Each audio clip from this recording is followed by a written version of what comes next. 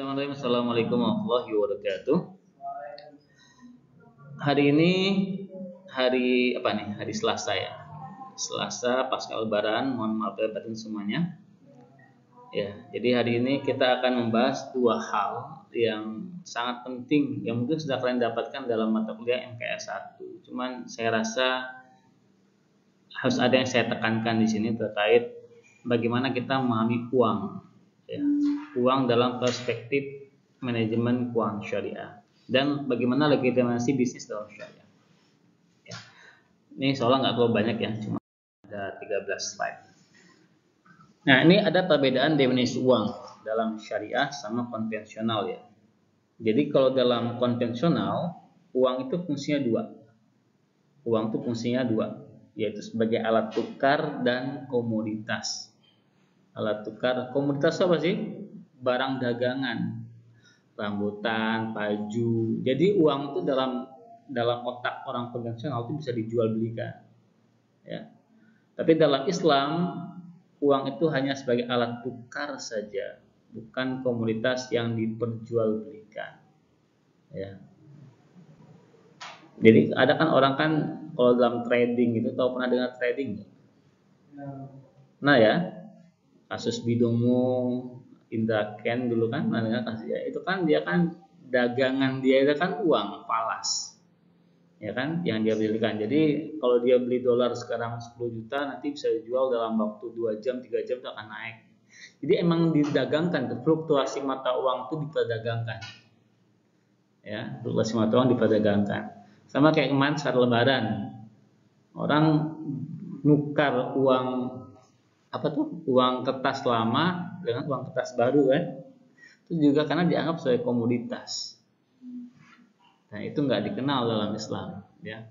Kenapa bisa terjadi kayak gitu? Ya karena ada uang kertas ya, uang kertas. Zaman Nabi nggak ada gitu, uangnya semuanya uang logam. Nah nanti kita akan bahas setelahnya. Yang kedua, dalam perspektif konvensional, uang itu memiliki nilai waktu. Kalau kalian bisa dengar dengan teori namanya time value of money, ya kan? Jadi uang itu memiliki nilai waktu. Jadi uang saat ini lebih berharga daripada uang di masa yang akan datang. Tapi kalau dalam perspektif syariah, bukan uang yang memiliki nilai waktu, tapi kebalikannya, waktu memiliki nilai ekonomi. Misalnya, saya dari pagi sampai siang bekerja, pulang-pulang bawa uang buat anak istri, itu namanya waktu. Berarti waktu saya dari pagi sampai siang itu punya nilai ekonomi. Artinya kalau saya nggak bekerja, tidur baik di rumah gitu kan, bahasanya kan, yang dapat duit gitu kan, dapat duit. Makanya dalam Islam kan disebutkan dalam hadis itu naumatu subhi turisul faqr. Apa artinya? Tidur di pagi hari itu akan menyebabkan kemiskinan. Itu hadis Nabi ya. Jadi kita nggak boleh tidur di pagi hari. Tidur pagi-pagi itu haram. Bukan haram sih, makruh ya. Kalau haram sih nggak ada haram ya. Kalau haram kan berdosa ya. Ini nggak ada dosanya, tapi makruh. Karena itu bisa menahan rezeki kita sendiri. Makanya kata orang tua kita tuh rezeki yang dipatok ayam. Itu dari hadis Nabi sebenarnya tuh. Kebijaksanaan orang tua itu dari hadis Nabi. Ya. Kalau ulama zaman dulu tuh walaupun dia begadang sampai malam, minimal tuh sampai matahari terbit dia nggak tidur, sampai waktu duha lah. Itu jangan tidur. Setelah itu mau tidur terserah. Ya. Jadi tapi waktu dari subuh sampai duha itu jangan tidur. Itu saat-saat krusial karena itu kalau dalam fikihnya juga itu pergantian malaikat shift malam sama shift pagi, shift siang. Iya. Jadi makanya pagi-pagi itu kan banyak ayam berkokok kan. Ayam berkokok itu tandanya ada malaikat yang lewat. Kalau ada anjing menggonggong itu tandanya ada orang yang disiksa di kubur. Itu ya. Kalau baca deh gitu kita fikih gitu. Itu ada adanya. Jadi makanya pagi-pagi itu ayam selalu berkokok karena banyak malaikat naik turun. Ada yang naik, ada yang turun. Ya. Itu bedanya. Tapi kalau dalam konvensional itu uang yang memiliki nilai waktu. Artinya apa? Ini kayak otaknya konvensional gini. Ini otak-otak. Jadi uang dia kalau dia taruh di bank, depositokan, itu dia nggak usah ngapa-ngapain, diam aja. Nanti uangnya akan berkembang sendiri dengan berjalannya waktu. Itu kan kapitalis. Jadi yang maju hanya yang punya modal berarti kan. Yang nggak punya duit Ya nggak bisa kaya berarti kan, ya kan? Ada orang kaya itu kalau dia mau nggak punya duit banyak, taruh aja di bank duitnya. Ya, taruh aja di bank. Nanti uangnya akan ada deposito, ada bunga, ya, ada bunga sendiri gitu kan. Nah itu yang yang nggak adil. Coba kalau tidak nggak adil kan. Berarti yang bisa kaya hanya orang yang punya modal. Yang nggak punya modal berarti nggak bisa kaya kaya berarti. Yang miskin makin miskin, yang kaya makin kaya gitu kan. Atau definisi yang lainnya mungkin saat ini kita uang 3 juta misalnya bisa beli HP. 5 tahun yang akan datang mungkin nggak dapat 3 juta itu, 5 juta mungkin baru dapat. HP-nya sama tapi nilainya beda. Di zaman Nabi itu kambing itu harga 1 dinar, sampai sekarang 1 dinar. Tapi kalau kita konversi ke rupiah, dulu tuh mungkin tahun 90-an tuh mungkin harganya paling cuma 500 ribu. Tapi sekarang udah hampir 3 jutaan. Kambingnya sama, tapi nilai beda, uangnya beda. Itu nilai uangnya turun kan? Kambingnya sama tapi nilai uangnya turun. Ya. Tuh. Yang ketiga bedanya ya. Bedanya kalau konvensional uang itu tidak harus menyimpan nilai. Mana uang kertas? Ada uang kertas. Ya. Ini dia enak kita ngomong. Ini duit 1.000, alhamdulillah ada 1.000. 1.000 ya. Balik. Nah, apa? Ya, ini uang 1.000 rupiah. Ini kan cuma kertas. Kertas yang di print, betul nggak? Kalau seandainya Presiden Jokowi nggak bilang kertas ini berharga, kita nggak akan percaya kalau ini berharga. Betul nggak? Betul nggak? Ini kan hanya kertas ya, disobek-sobek, apalagi udah rusuh-rusuh gini-gini, dia main sama anak, coret-coret, orang semakin kepercayaan orang semakin kurang. Sobek dikit aja, mungkin nggak terima di warung. Artinya ini nggak ada nilainya. Artinya kertas ini tidak menyimpan nilai. Kertas ini tidak menyimpan. Dia dianggap bernilai karena di bawahnya ya diakui berdasarkan aturan pemerintah setempat. Ya, ada undang-undang. Kayak uang zaman dulu kan kertas juga sama ya. Ada 100.000 zaman dulu itu kan gambarnya apa ya nggak soal itu. Gambar lupa saya gambarnya. Ada gambar monyet 500 kan? Ada kan? Iya gambar monyet itu 500. Ya masih ingat sampai sekarang. Nah itu sekarang nggak berlaku lagi. Kertas yang sama. Ya. Ganti pemerintahan, dia udah nggak berlaku lagi. Ya. Tapi kalau dalam Islam, uang itu menyimpan nilai atau store of value. Dia bisa menyimpan nilai. Emas sama perak sama perunggu itu kan ada harganya. Dia mau dibentuk kayak apapun ada nilainya dalam itu, kan? Ada nilai dalam itu, ya. Makanya dia diakui berdasarkan nilai universal. Kalian bawa emas kemanapun di muka bumi ini pasti dianggap berharga sama semua manusia, ya kan? Mau emas zaman dulu, emas zaman sekarang, emas Padang, emas Jambi tetap dianggap orang berharga, ya. Kan kalau di Indonesia ada emas daerah ya, iya tak? Ada emas Padang lain, emas Jambi lain kan, karatnya biasanya kan yang beda. Ya. Seperti itu ya, itu bedanya ya. Dan yang terakhir adalah kalau uang konvensional itu nilainya cenderung menurun, pasti menurun. Uang kertas ini kan dicetak buatan manusia, ya kan, buatan manusia. Kalau buatan manusia itu pasti dicetaknya tidak tahu kuantitasnya berapa, artinya tuh berlebihan, kadang tuh pasti berlebihan. Apalagi kalau ada krisis ekonomi kayak kemarin itu kan, ada bank yang mau pilot segala macam untuk bayar utang, cetak uang gitu kan. Kalau dalam definisi ekonomi itu kan namanya istilah quantitative easing, populer tuh ya. Kalian cari deh apa itu quantitative easing. Itu Amerika pernah ada krisis tahun 2008, itu hutang banyak sekali, mereka cuma nyetak uang untuk bayar utangnya, segampang itu. Artinya apa yang terjadi? Nilai uangnya turun, ya. Nilai uang seperti apa? Ini ya faktanya. Ya, kayak tadi tuh harga kambing dulu bisa 9, harga bakso zaman kita kecil cuma 1.000, zaman sekarang paling 15.000. Itu karena uangnya lebih banyak daripada barang. Kan dalam manapun lah, teori manapun lah, sesuatu kalau banyak itu pasti murah. Rambutan kalau lagi musim itu kan murah, ya kan? Uang kalau banyak dicetak nilainya akan murah sekali. Ya. Seperti itu ya. Sedangkan kalau dalam syariah tetap harga kambing zaman Nabi 1 dinar sampai sekarang 1 dinar, nggak berubah. 1 dinar tuh kalau kita rupiahkan sekarang tuh 4.250.000, sama kan? Tahun di zaman ini, zaman tahun 90-an mungkin cuma 400.000, sama harganya. Kalau kalian di tahun 10 tahun yang lalu, satu dinar itu kira-kira sekitar berapa ya? Sekitar 2 jutaan. 2 jutaan. Seperti itu. Tapi nilainya tetap naik ya dibandingkan rupiah ya. Seperti itu. Nah, ini untuk memahami awal ya, konsep awalnya ini harus beda. Jadi kita nih baru pakai uang kertas nih. Ini baru tahun 1970-an. Baru. Orang sudah pakai emas sejak zaman dulu, zaman Nabi Adam sampai abad 19. Baru setelah Perang Dunia Kedua orang baru mulai pakai uang kertas. Jadi uang kertas ini baru sekali di umat manusia, sangat baru. Ya, sangat baru sekali. Bahkan dulu tahun 1950-an, kalau kalian cek uang rupiah tahun 1950-an, ori dalam bahasa ini itu uang rakyat Indonesia. Kalau pernah baca sejarah ya, namanya ori. Waktu itu Soekarno lagi butuh uang untuk bangun Indonesia, maka beliau minta sumbangan kepada masyarakat. Disebut namanya ori, uang rakyat Indonesia. O itu uang, oeang gitu ya. Pakai IYD itu kan, IYD yang menggunakan. Nah, itu ada di setiap uang kertasnya itu ada tulisannya. Ada tulisannya. Saya nggak ada, kalau nanti kalau next pertemuan saya akan tunjukkan, ada namanya misalnya 1.000 rupiah gini ya.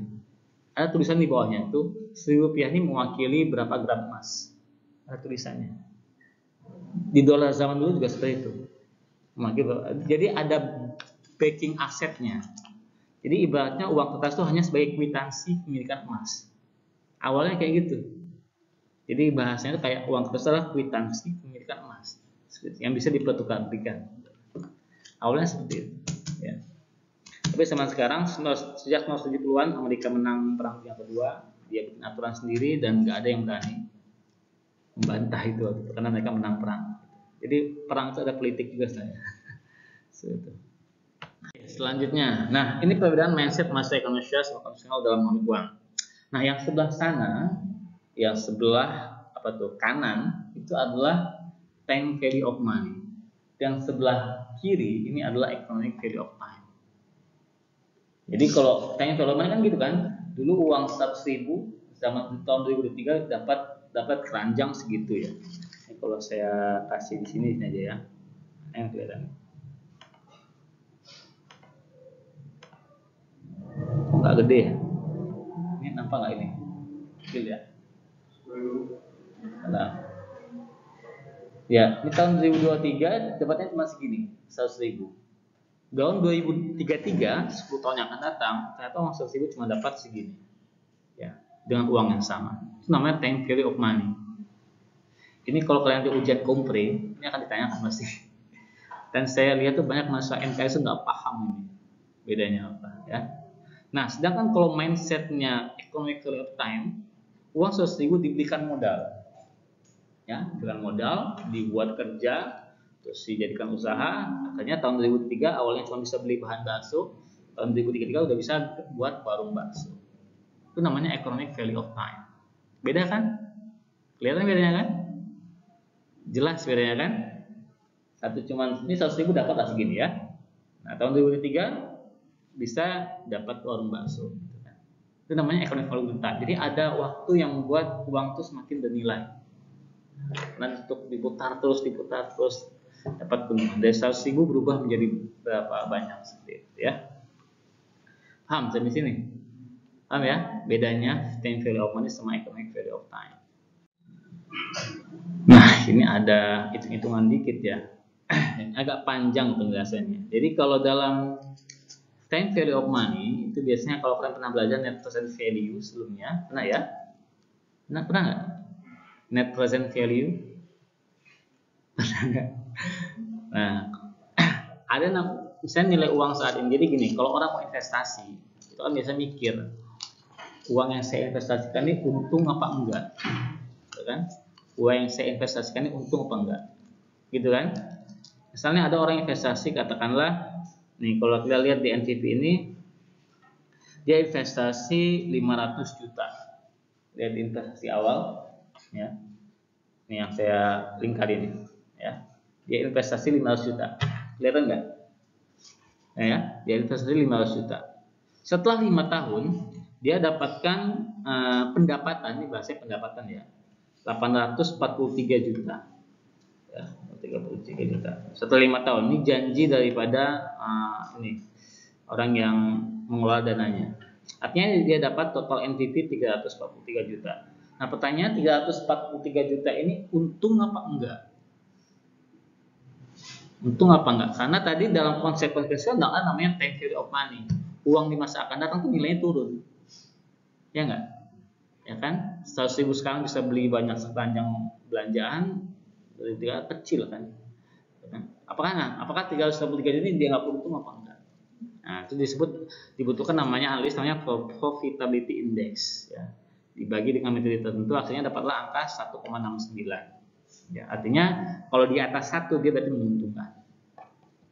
Acuannya apa? Acuannya adalah tingkat suku bunga. Nah, lihat ya. Rumusnya dia pakai tingkat suku bunga. Ya, tingkat suku bunga. 10%, 9% ini acuannya dari Bank Indonesia ya. Suku bunga Bank Indonesia. Beda dalam Islam. Islam dikenal dalam teori namanya gold value method. Jadi acuannya adalah harga emas. Acuannya harga emas ya. Nah, ini tidak nampak pula nih, ada tutup sama wajah saya. Intinya kalau harga emas keuntungannya itu masih di atas harga emas zaman sekarang. Saya kasih ke Wanda misalnya 100 juta untuk usaha segala macam. Saya konversikan ke emas dulu. 100 juta dapat berapa gram emas? Di tahun ini katakanlah dapatnya 100 gram emas ya, contoh ya. Tahun ini saya kasih ke Wanda 100 juta, dikonversikan ke emas dapat 100 gram emas. 5 tahun yang akan datang Wanda menjanjikan akan dapat keuntungan katakanlah 200 juta gitu. 200 juta. Nah, terus saya hitung lagi 5 tahun yang akan 200 juta itu dikonversikan dengan nilai emas di tahun sekarang ini berapa? Di 5 tahun yang akan datang berapa? Ya. Ternyata 5 tahun yang akan datang nilai emas itu katakanlah sudah 2 juta per gram gitu. Artinya nggak untung sama sekali kan? Paham nggak? Bingung ya? Coba ya.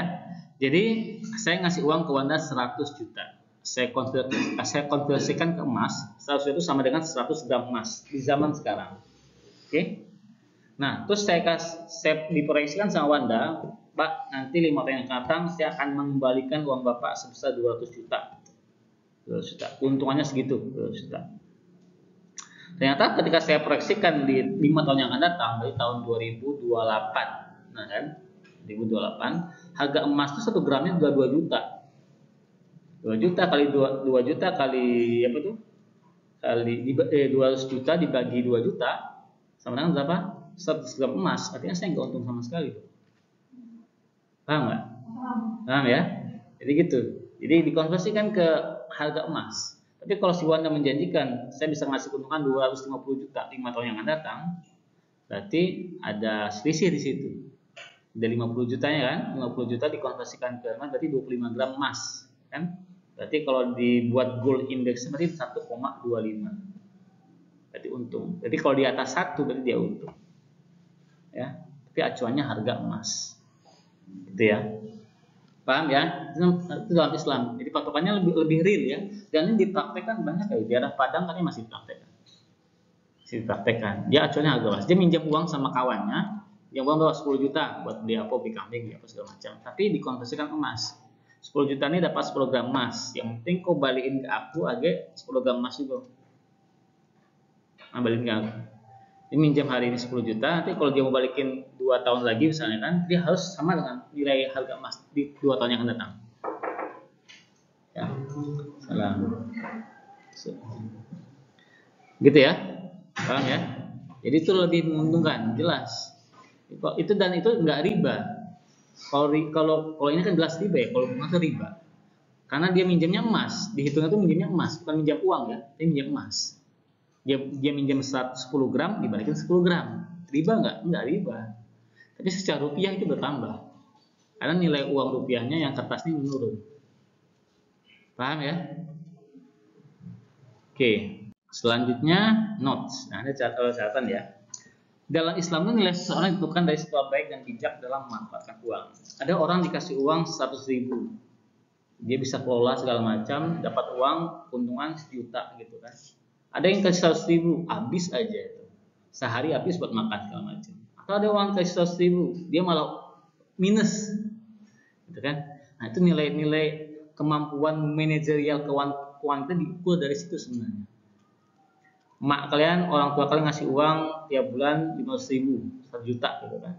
Nih, kalian kelola nih uangnya. Apakah uangnya jadi duit lagi? Apa habis tak karuan? Itu kan bahasanya gitu kan, kalau dalam manajemen manajerial keuangan. Apakah habis tak karuan B buat nongkrong, buat makan segala macam? Apakah jadi uang lagi? Ya pasti ada uang untuk makan, pasti ada ya. Tapi mungkin apakah kita bisa sisihkan untuk nabung, sisihkan untuk sedekah, sisihkan untuk investasi tempat lain, atau untuk usaha jualan? Ya. Kan jualan kan gampang ya sekarang jualannya. Kita bisa jualan online segala macam dengan modal yang minim sekali. 100.000 udah bisa jadi modal untuk bisnis zaman sekarang. Ya. Itu jadi kemampuan manajerial keuangan kita diukur dari situ. Karena tiap orang pasti akan beda. 500.000 sama Wanda bisa jadi banyak mungkin. Sama Fitri mungkin juga bisa jadi lebih banyak lagi. Sama si Risma mungkin malah jadi minus. Gitu ya. Nah, macam-macam orang ya, macam-macam orang. Itu maka nilai kemampuan kita dalam manajerial keuangan diukur dari situ. Ya, itu namanya economic value of time. Nah, jika usahanya untung, ini baiknya dalam Islam ya. Jika usahanya untung, dia mendapat 2 kebaikan, yaitu kekayaan dan rasa syukur. Jadi kalau kita untung, ingat jangan lupa bersyukur. Ini harus disampaikan ya, nilai Islamnya harus disampaikan. Harus bersyukur. Tapi kalau Allah masih tahan rezeki kita, bahasanya gitu ya. Bukan Allah buat kita buntung atau buat kita rugi, enggak gitu ya bahasanya. Tapi Allah tahan rezeki kita, Allah masih tahan rezeki kita nih. Allah masih tahan rezeki kita. Tetap akan dapat 2 kebaikan, yaitu pengalaman, ya. Karena usaha pasti ada ruginya kan, ya pasti dapat pengalaman kan. Yang kedua kita juga pahala sabar. Jadi kalau dalam hadis itu disebutkan perkara Islam, perkara Muslim itu selalu baik ya. Kalau dia dapat musibah dia bersabar, dapat anugerah dia bersyukur. Jadi nggak ada galau dalam Islam. Kalau musibah ya sabar, dapat anugerah ya bersyukur gitu kan. Nggak ada lebih-lebihan. Nah, dalam ekonomi konvensi nilai uang makin berkurang dan keuntungan selalu dikaitkan dengan kita pinjaman dulu kan aktivitas konsumtif. Jadi kalau kita lihat tadi konsep time value of money tadi itu dia selalu hubungannya dengan kegiatan yang sifatnya konsumtif ya. Oke. Nah, ini legitimasi Islam. Ini ya, kalau saya baca buku panduan kita itu buku yang saya share pernah di grup itu banyak hal yang kurang saya setuju di situ karena kayaknya yang buat tuh orang konvensional. Jadi syariahnya kering sekali gitu. Syariahnya kering sekali. Jadi makanya untuk UTS dan UAS saya lebih cenderung dari materi dari saya. Ya, ini saya share. Nggak tahu nih. Nunggu hadir semua nih buat UTS. Biar minggu depan. Ya, habis minggu depan berarti kan. Oke. Selanjutnya, ini legitimasi ya. Jadi dalam Islam itu poinnya adalah legitimasinya adalah kesejahteraan. Ukurannya apa? Jadi kesejahteraan itu bukan bahasa yang ambigu dan tidak jelas. Apa itu kesejahteraan? Tapi itu jelas dalam surat Al-Quraisy. Hafalah kalian ya. Falyabudu bihadzal bait li aqamin wa aman min khauf. Jadi yang pertama kali itu adalah ketika bisnis itu orientasinya adalah ibadah. Artinya bisnis yang punya etika.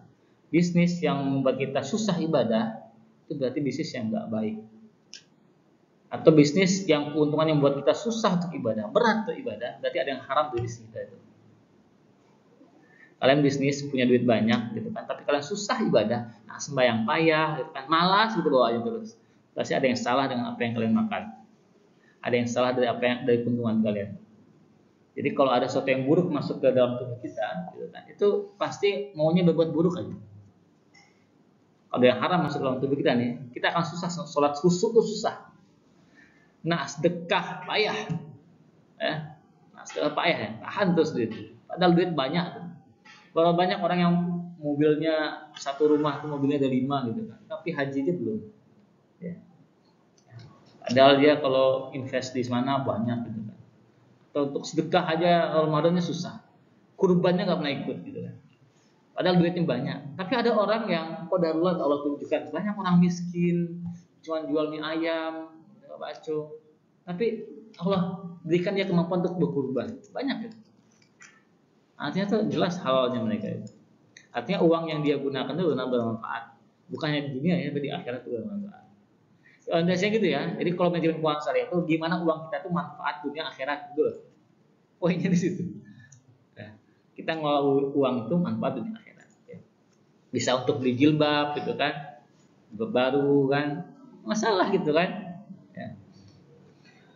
Yang kedua, alladzi at'amu min ju', mudah dalam mencari rezeki ya, atau kebebasan dalam berbisnis ya. At'amu min ju' itu artinya tuh menghilangkan lapar ya. Jadi kita nyari uang gampang, mudah gitu kan. Yang ketiga adalah wa amanu min khauf, aman dan nyaman ya.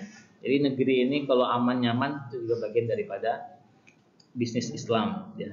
Karena korupsi itu dalam hadis lain sebutkan kalau terlalu banyak korupsi di tempat itu akan Allah buat negeri itu penuh dengan ketakutan. Banyak kemaksiatan, banyak ketakutan. Itu kan sekarang sebab takut kan, takut udah maling gitu kan. Itu kenapa terjadi? Kenapa banyak orang maling? Ya karena ada faktor-faktor itu. Kalau kita mengacu pada hadis Nabi akan ada korupsi, karena ada ini, karena ada orang yang merasa hidupnya nggak adil gitu bahasanya, ya kan? Tapi kalau semuanya adil tuh dalam bahasa Al-Quran tuh la fatahna alaihi barakatim as-samawati wal ardh, maka akan membuka keberkahan di langit dan di bumi. Ya. Sekarang lihat di Kumpe itu banyak duku-duku yang mati, ya kan? Itu kenapa itu? Dia alasan biologisnya banyak ya, alasan secara agronomi banyak ya. Tapi kalau kita mengacu pada hadis Nabi, disebabkan salah satunya adalah perbuatan-perbuatan manusia ya. Tidak ada kerusakan yang di muka bumi ini kecuali dari tangan manusia. Tangan manusia di situ. Ya. Oke, next.